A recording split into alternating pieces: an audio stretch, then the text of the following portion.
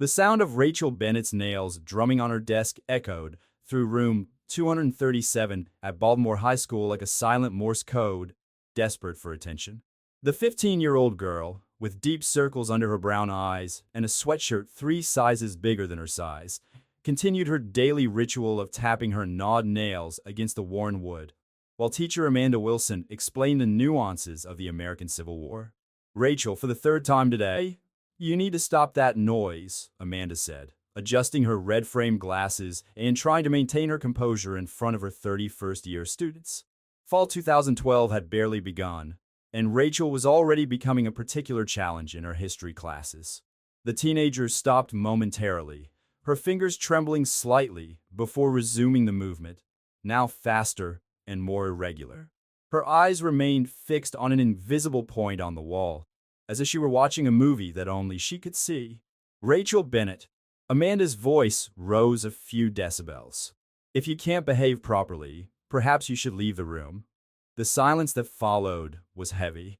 The other students, who would normally take advantage of any distraction to talk, remained still, watching the scene unfold. Rachel stood up abruptly, her chair dragging against the linoleum floor with a harsh clatter. Without saying a word, she picked up her battered backpack and walked towards the door. "Bored, Rachel." "Now," Amanda ordered, feeling a mixture of frustration and guilt as she watched the girl leave. Something about the way Rachel moved, as if she were carrying an invisible weight on her shoulders, made Amanda hesitate for a moment. But there was a class to continue, a curriculum to fulfill, and 29 other teenagers waiting for her attention. What Amanda didn't know, what no one at Baltimore High School seemed to notice, was that Rachel Bennett wasn't just being a rebellious teenager. Her signals were silent cries for help, encoded in behaviors that the school system labeled as problematic and disruptive. That same evening, while Amanda was correcting assignments in her small house in the suburb of Roland Park, her phone rang. It was Nancy Martinez, the guidance counselor. "Amanda, do you have a minute? It's about Rachel Bennett." The teacher put down her red pen and leaned back in her chair. "Sure, Nancy. What happened?" "She didn't show up at the board today. In fact, she hasn't been seen since she left her class." A shiver ran down Amanda's spine. "What do you mean? No one has contacted her parents?" "That's the problem," Nancy hesitated. "The number we have in the records no longer works. The address also seems to be out of date. I'm calling because you were the last person to see her today." The guilt Amanda had felt earlier turned into a feeling of deep unease. In her 15 years of teaching, she had dealt with all kinds of difficult situations, but something about this particular case disturbed her in a different way. "How long has she been showing changes in behavior?" Amanda asked, already opening her laptop to check her notes on the student. The records show that it started at the end of last year. Grades dropping, absences increasing, discipline problems, the classic pattern. But it wasn't classic. Amanda began to mentally review the last few months. The ever-present sweatshirt, even on the hottest days. The way Rachel cringed when anyone got too close. The marks on her wrists that she tried to hide with wide bracelets. The constant drumming of her fingers. That desperate code that no one had bothered to decipher. "Nancy, I think we've missed something important here," Amanda said, her voice trembling slightly. "We need to call the police. This isn't just some troubled teenager running away from home." The next 48 hours turned into a whirlwind of police investigations, interviews, and shocking revelations. Rachel Bennett wasn't simply skipping school. She was caught up in a human trafficking ring that operated in the shadows of Baltimore, using vulnerable teenagers as commodities. The apartment where she supposedly lived with her uncles, as she had informed the school, had been empty for months. The neighbors reported strange movements, different cars every night, occasional screams. Signs that everyone preferred to ignore, just as the school had ignored Rachel's silent pleas for help. Amanda couldn't sleep. Every time she closed her eyes, she saw Rachel tapping her fingers on her desk, sending messages in a code that no one bothered to understand. The teacher spent hours going through her memories, looking for other signs that she might have missed, other chances to intervene that she had missed. The search for Rachel mobilized a special FBI task force specializing in human trafficking. The investigation revealed a complex network that stretched across several cities on the East Coast, using schools as recruiting grounds to find vulnerable victims. Days turned into weeks, and weeks into months. The desk where Rachel used to sit remained empty, a silent reminder of their collective failure to protect one of their most vulnerable students. Amanda began attending workshops on identifying signs of abuse and human trafficking, determined never again to let another student's cries for help pass her by. Room 237 at Baltimore High School became a different place. Amanda now paid attention not only to what her students said, but especially to what they didn't say.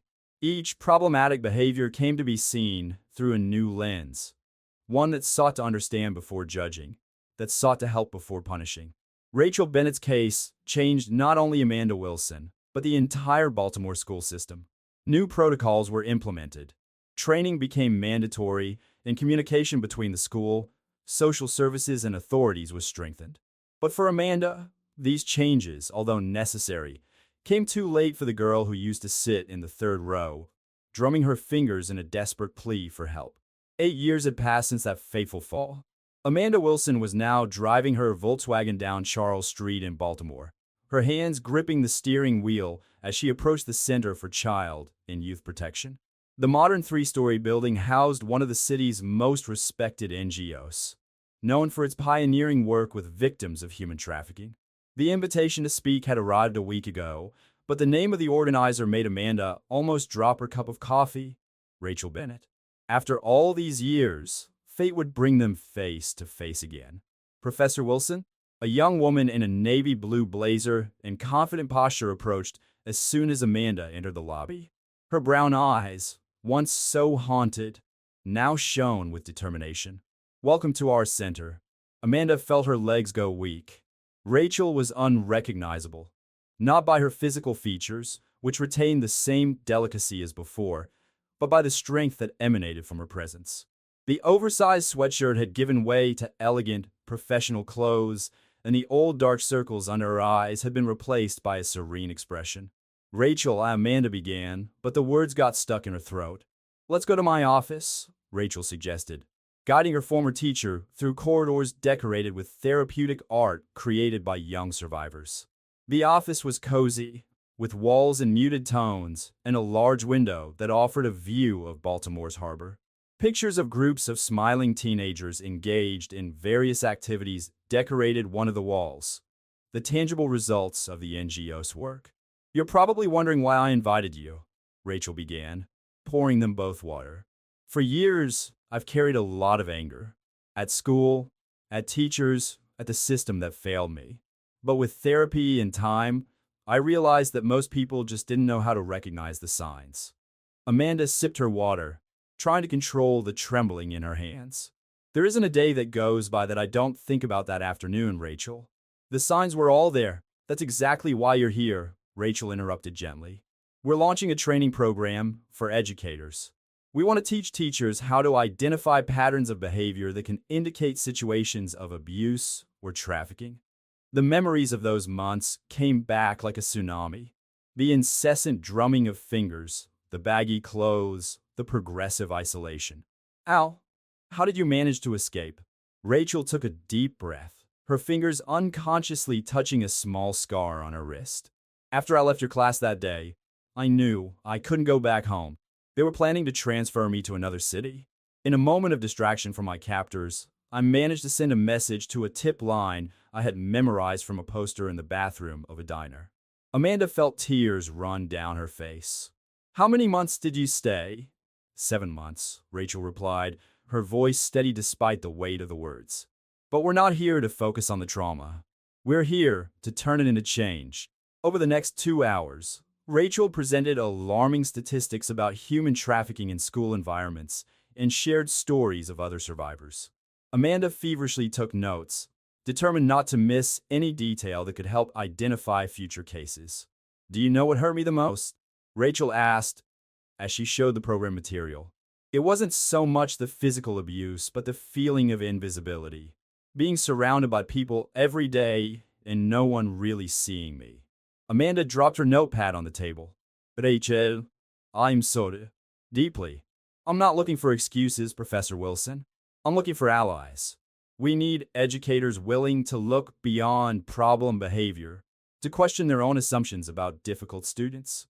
The afternoon sun was beginning to lower over Baltimore Harbor, painting the sky with orange hues that were reflected in the waters of the bay. Rachel stood up and walked over to the window, her profile jagged against the twilight. After I was rescued, I spent years rebuilding myself. Intensive therapy, support groups, a lot of inner work. But do you know what really healed me? Helping other people. Every teenager we managed to get off the streets. Every child we save before it's too late. It's like I'm saving that younger version of myself, desperately drumming for help in a classroom.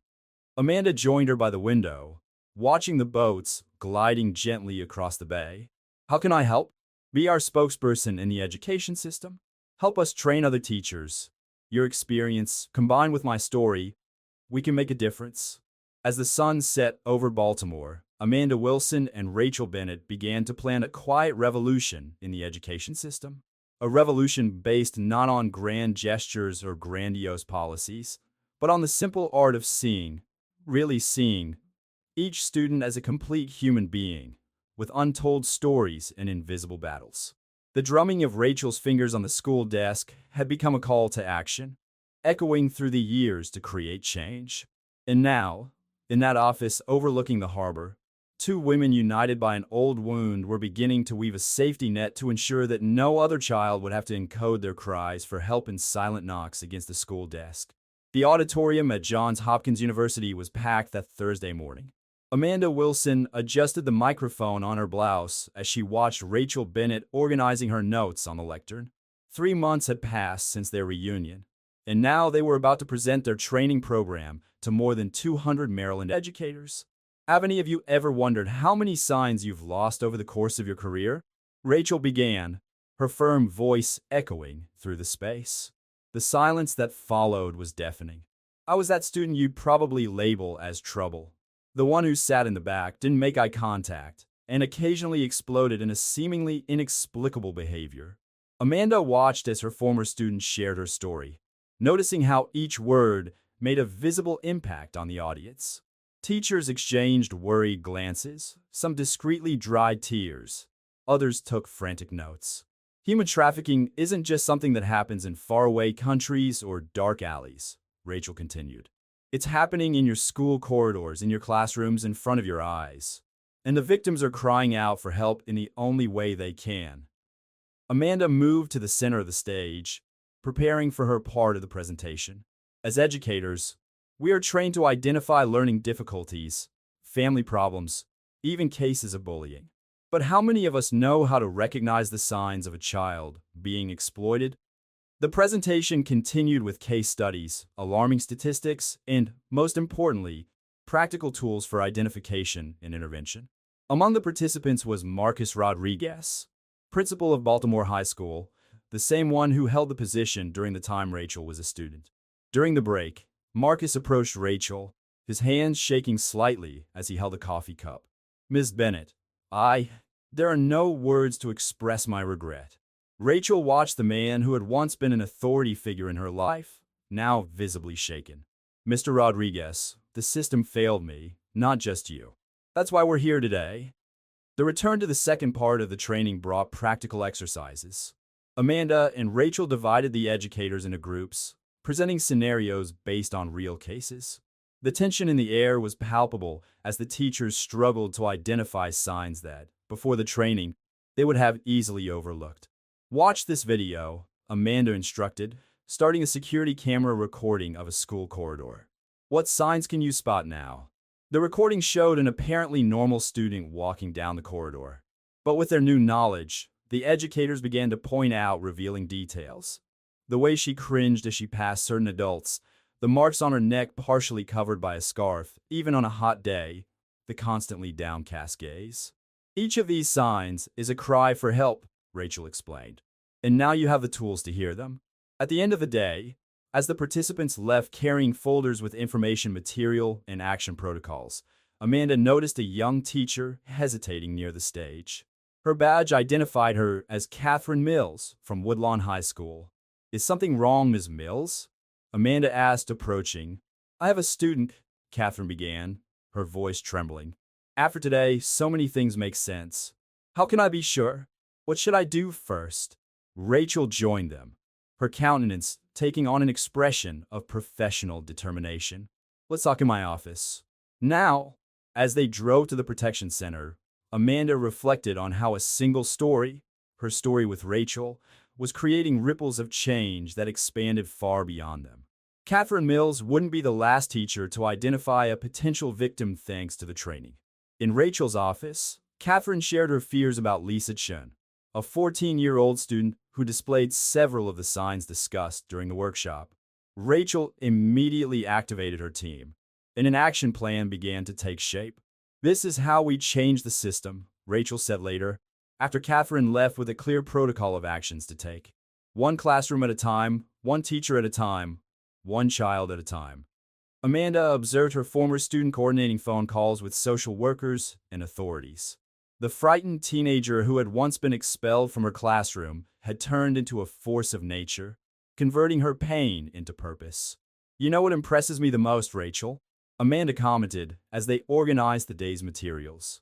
You didn't just survive. You created an entire system to prevent other children from going through what you went through. Rachel paused, her hands resting on a stack of forms. Surviving wasn't enough. I needed to make sure that my story served something bigger than myself. The sun was setting over Baltimore, casting long shadows through the office windows. Somewhere in the city, Lisa Chen still attended her classes, unaware that her teacher had just taken the first step to save her. In other schools, other educators were returning home with a new outlook on their problem students. Tomorrow we have 3 more schools to visit, Rachel commented, checking her schedule. And then there's the meeting with the State Board of Education to discuss the mandatory implementation of the program. Amanda smiled, recognizing in Rachel's determination echoes of the same strength that had kept her alive during her captivity. The scars of the past had become maps to a better future, guiding others through the darkness she had once faced alone. The shrill ring of Amanda's cell phone cut through the early morning silence. On the screen, Catherine Mills' name flashed insistently. A glance at the digital clock, 3:47 a.m. Lisa didn't show up for school today. Catherine's voice was choked. And last night I got a strange message from her. Just numbers, Amanda. Just numbers. Amanda's heart raced instantly. That familiar feeling of déjà vu enveloped her like a cold blanket. Don't do anything yet. I'm calling Rachel. Within 15 minutes, the 3 women met at the protection center. Rachel, even at that hour, maintained her unwavering professional posture, although her eyes gave away the urgency of the situation. Show me the message, Rachel asked, holding out her hand for Catherine's cell phone. Her eyes quickly scanned the sequence of numbers. It's a code, just like the one I used to use. Amanda felt her stomach turn. Rachel's finger tapping, years ago, had also been a code, one she hadn't been able to interpret. But now it was different. Now they knew.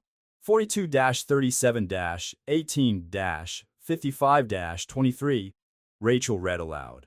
Coordinates. Lisa is telling us where it is. The next few hours were a whirlwind of action. Rachel activated her contacts at the FBI, especially Agent Diana Torres, who had worked on her own case years ago. The rapid response team was mobilized, and the coordinates revealed an abandoned warehouse on the outskirts of Baltimore. We need to proceed with extreme caution, Agent Torres warned during the emergency briefing. We have reason to believe that this location is connected to the same network that operated 8 years ago. Rachel paled visibly. I thought we had dismantled that operation. Trafficking networks are like hydras, Torres explained. Cut off one head, 2 grow in place. But this time we have something we didn't have before, internal intelligence. Amanda watched the exchange between the 2 women, realizing the weight of their shared history. The same agent who had rescued Rachel was now preparing to save another young woman, guided by the insights of a survivor who refused to remain silent. Catherine, who had remained silent until then, finally spoke up. How could I not have noticed before? All the signs were there. Don't blame yourself, Rachel interrupted gently. The important thing is that you realized in time. Lisa had the courage to ask for help because she felt she could trust you. The operation was planned for the early hours of the morning. Amanda, Rachel, and Catherine were instructed to stay at the mobile command center, set up a few blocks from the warehouse. The wait was excruciating. Target located. Agent Torres' voice crackled over the radio. We've confirmed the presence of 4 minors. Medical team on standby. Rachel gripped Amanda's hand tightly, her eyes fixed on the monitors, showing the thermal images of the building, reliving her own rescue through the lens of modern technology. The operation was quick and precise.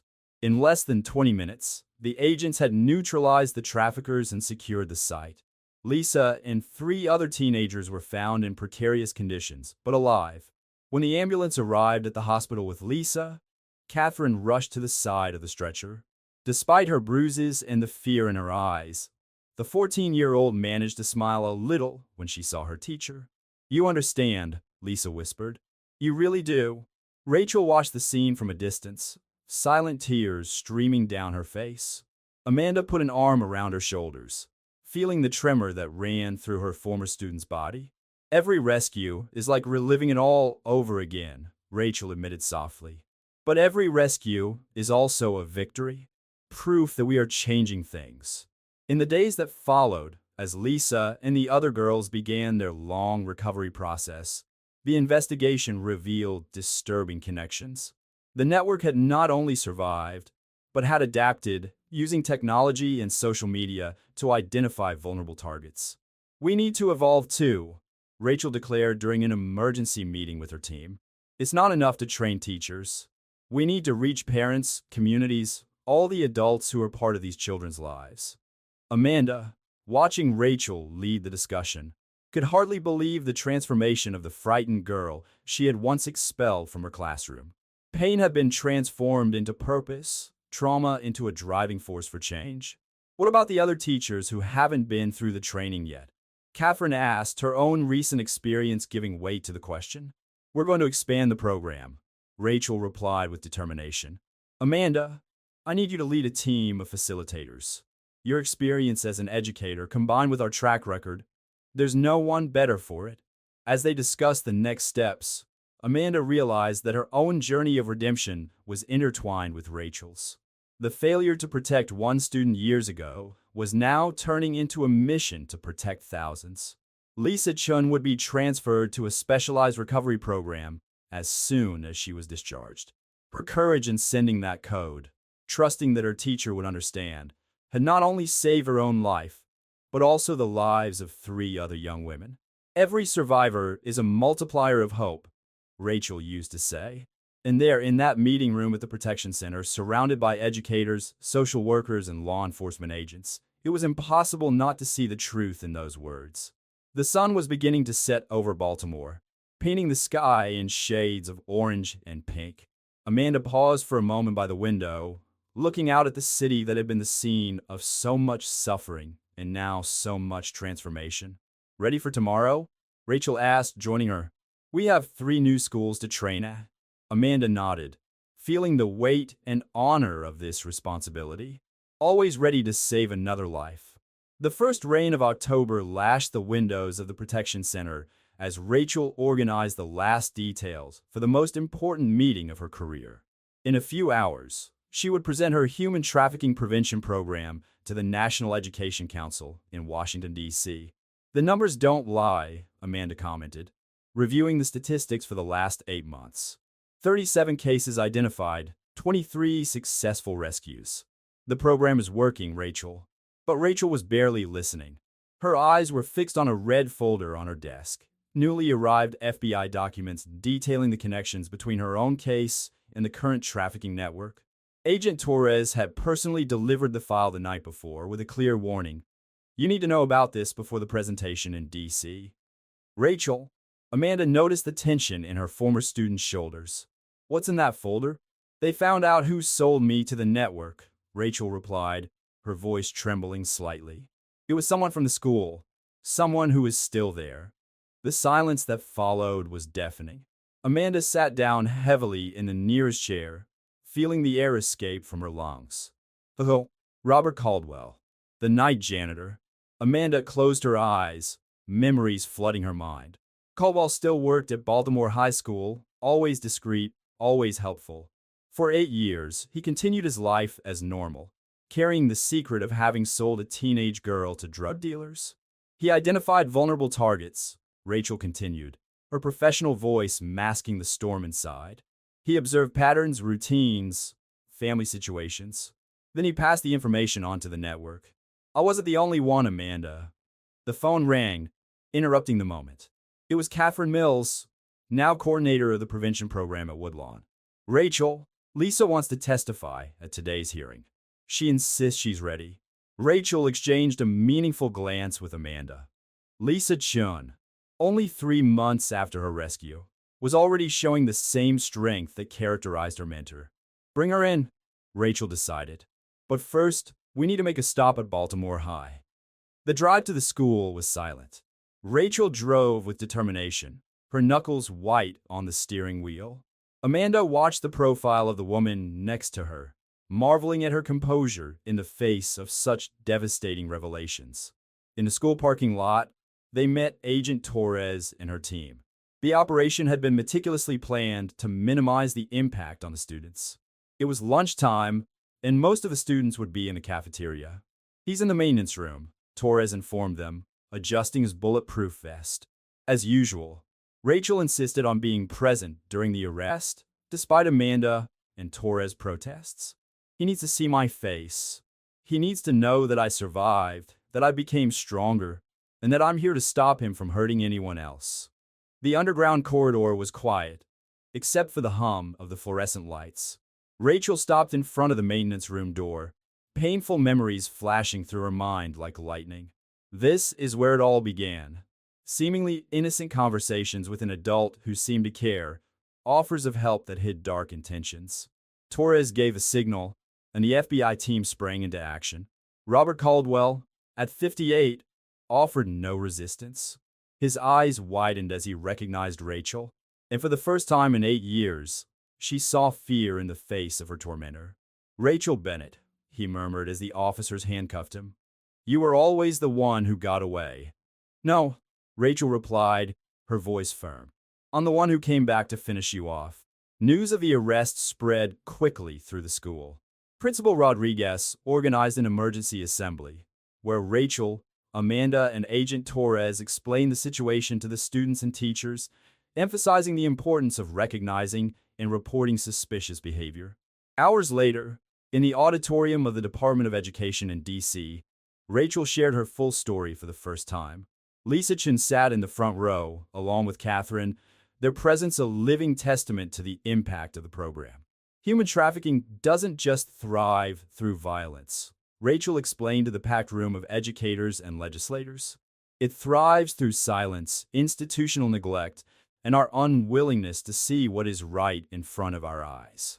Amanda watched her former student with pride and admiration. Rachel's every word carried the weight of lived truth. Her every gesture conveyed the urgency of her mission. The girl who once coded distress calls into knocks against a school desk now commanded the attention of some of the most influential people in the American education system. Today, we arrested a man who spent 8 years hiding in plain sight, Rachel continued. But real change won't just come from arrests and rescues. It will come from prevention, education, and our collective willingness to see, hear, and act. The program was unanimously approved. From the next school year, it would be implemented in all the country's public schools. A small step for a gigantic system, but a significant step in the right direction. That evening, as the rain continued to fall on Washington, Rachel, Amanda, Catherine, and Lisa shared a silent meal in a small restaurant near Capitol Hill. 4 women united by tragic circumstances, now working together to rewrite the future. For those who survived, Rachel raised her glass of water. And for those we're still going to save, the hall at Baltimore High School was decorated with colorful banners and posters celebrating 2 years of the national program to prevent human trafficking in schools. Rachel Bennett adjusted the microphone as she surveyed the hundreds of faces in front of her, educators, social workers, survivors, and, most importantly, students who now knew the signs and how to ask for help. When I sat in this very auditorium as a student, I never imagined that one day I would be here as a speaker, Rachel began, her voice calm and steady. Much less that I would be celebrating a program that has saved more than 200 lives across the country. Amanda Wilson, sitting in the front row, smiled encouragingly at her former student. Next to her, Lisa Chun, now a freshman at the University of Maryland and a volunteer at the Protection Center, held a notepad. In the back rows, Catherine Mills accompanied a group of her current students, all wearing purple t-shirts with the slogan, "Your eyes can save lives." But today I'm not just here to celebrate numbers, Rachel continued. I'm here to announce the next step in our journey. A murmur of anticipation ran through the auditorium. In recent months, rumors about a significant expansion of the program had circulated through the corridors of power in Washington. The Department of Education has approved the creation of the first National Center for Training and Research on Preventing Human Trafficking in School Settings, Rachel announced, her voice shaking slightly with restrained emotion. And it will be built right here in Baltimore, on the land where the warehouse that served as a captivity for so many victims once stood. The audience erupted in applause. Amanda felt silent tears run down her face as she watched her former student on stage. The contrast between the frightened teenager of years ago and the strong woman who now commanded everyone's attention was living proof of the power of transformation. This center, Rachel continued when the applause died down, will be more than a building. It will be a symbol of how we can transform places of pain into spaces of healing and prevention. And to lead our research and development team, I'd like to introduce our newest academic director, Dr. Amanda Wilson. Amanda froze in her seat. This was the first time she had heard about her appointment. Rachel smiled and extended her hand towards her, inviting her up to the stage. With hesitant steps, Amanda joined Rachel on stage. The two women embraced, and in that moment, the cycle of guilt and redemption that had begun one fall afternoon years ago was finally complete. Dr. Wilson, Rachel explained to the audience, represents something crucial in our mission: the ability to learn from past mistakes and turn them into tools for a better future. In the weeks that followed, the design of the center began to take shape. The architects incorporated therapeutic elements into the design, creating spaces that promoted healing and learning. The main building would include an interactive museum dedicated to educating visitors about the signs of human trafficking, a specialized library and classrooms equipped with state-of-the-art technology. On a particularly meaningful afternoon, Rachel, Amanda, and Lisa visited the construction site. The late afternoon sun painted the Baltimore sky in golden hues as they walked through the grounds that had once witnessed so much suffering. "It's strange to be here," Lisa commented, her hand unconsciously touching the small scar on her wrist. "But it's also liberating." Rachel nodded, understanding perfectly what her young protege meant. Sometimes we need to face our ghosts to truly free ourselves from them. Amanda looked at the two survivors who had become examples of resilience and transformation. "Do you know what impresses me the most? How you've managed to turn your most traumatic experiences into something that benefits other people." "It's like that story about the Japanese garden," Lisa replied, surprising the two older women, "where the cracks are filled with gold. Our scars haven't made us ugly. They've made us more valuable, more capable of helping others." The sound of construction machinery in the background created a strange symphony of progress. In a few months, that space would be filled with the voices of educators learning to identify danger signs, of survivors sharing their stories, of researchers developing new prevention tools. "I received an interesting report today," Rachel commented as they walked back to their cars. "Since we implemented the national program, there's been a 47% reduction in confirmed cases of trafficking in school environments. And a 300% increase in reports," Amanda added. "Because now people know what to look for and, more importantly, they know what to do when they find it." Rachel's phone rang. It was Catherine Mills. Yet another case had been identified at her school, but this time, thanks to the training, the intervention took place before the worst could happen. A second grader had recognized the signs in her best friend and sought help immediately. "This is how we break the cycle," Rachel said after hanging up. "One person at a time, one story at a time, until there is no more silence, until there are no more invisible victims sitting in the back of classrooms. The sun finally set over Baltimore, but the lights on the construction site continued to shine, symbolizing the hope that would never fade. The National Training Center would be more than a building. It would be a beacon, guiding educators and communities into a future where no child would have to encode their cries for help in silent knocks against the school desk. Rachel, Amanda, and Lisa stood there for a few more moments, watching the workers finish another day of construction. Each carried their own scars, their own stories of pain and overcoming. But together they had created something greater than their individual experiences, a legacy of protection, prevention, and hope that would continue far beyond their own lifetimes. For the future, Rachel whispered, her words carried on the soft night wind. To the future, Amanda and Lisa replied in unison, their voices blending with the last sounds of the ending day, marking not an end, but a new beginning.